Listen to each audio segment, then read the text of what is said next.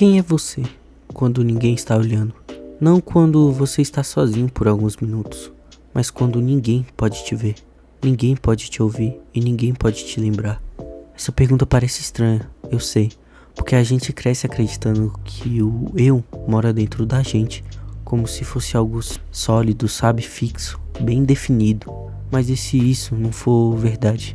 Grande parte do que você chama de quem eu sou só existe porque alguém do outro lado existe. Seu nome só faz sentido porque alguém te chama por ele. Sua língua só existe porque outras pessoas falam a mesma língua. Seus valores foram aprendidos observando relações, sabe? Seu jeito foi moldado por respostas. Até sua autoestima não nasce sozinha. Ela se forma aos poucos, a partir de olhares, comentários e comparações. Desde cedo você aprende quem você é, pelo jeito que o mundo responde a você. Um elogio vira identidade, uma crítica vira marca, um silêncio vira dúvida. E sem perceber, você começa a se enxergar como acha que os outros te enxergam. E por isso que os status não importam tanto, mesmo quando fingimos que não importam.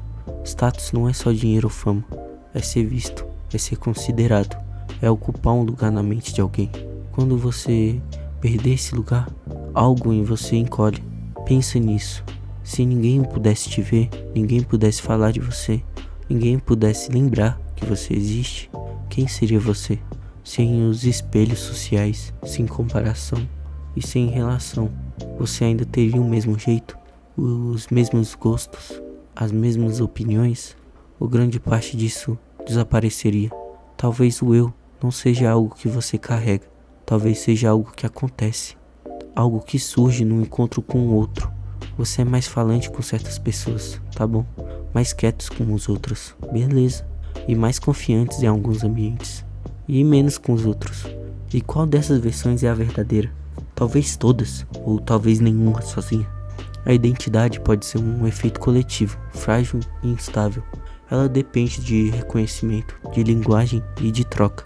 Quando alguém te ignora, não é só a atenção que some, é uma parte de você. Por isso que o isolamento dói tanto.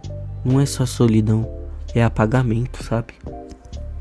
E por isso, redes sociais têm tanto poder. Curtida, visualizações e comentários não são números, são provas de existência. Eu fui visto, eu importei por um segundo, mas isso cria uma armadilha. Se você só existe quando é visto, o que acontece quando ninguém olha?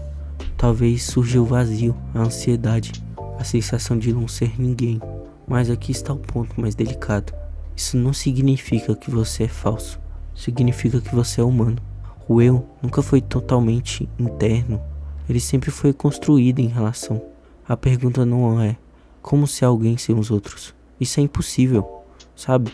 A pergunta é até que ponto você deixa os outros decidirem quem você é. Se o seu valor depende totalmente do olhar externo, você vive desaparecendo e reaparecendo. Talvez o desafio não seja parar de precisar do outro, mas perceber essa dependência. Entender que sua identidade é, em parte, social, mas não precisa ser totalmente refém disso. No fim, talvez você nunca exista sozinho. Talvez pode aprender a não sumir por completo quando ninguém está te olhando. E talvez a pergunta mais honesta seja: quem você está tentando ser quando alguém está tentando te ver?